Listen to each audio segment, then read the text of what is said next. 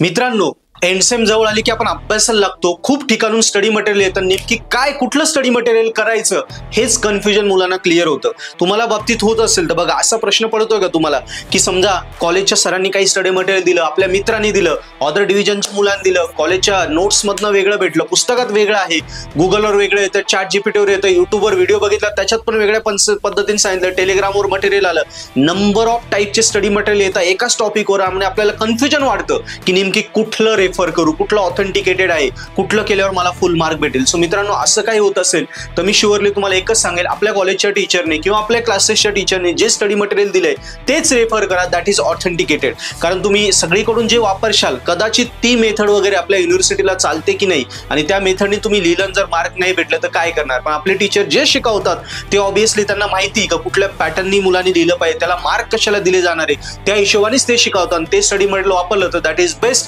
किंवा जे टेक्स्टबुक असतात ते जरी वापरले तुम्ही लोकल पब्लिकेशनचे, ते पण बेस्ट आहेत.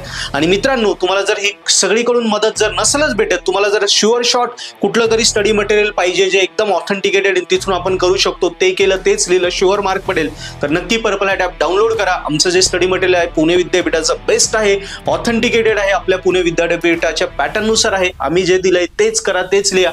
शुअर शॉट तुम्हाला आउट ऑफ मार्क पडतील. कितीतरी मुलं टॉप करतायत, तुम्ही पण व्हाल. थँक्यू.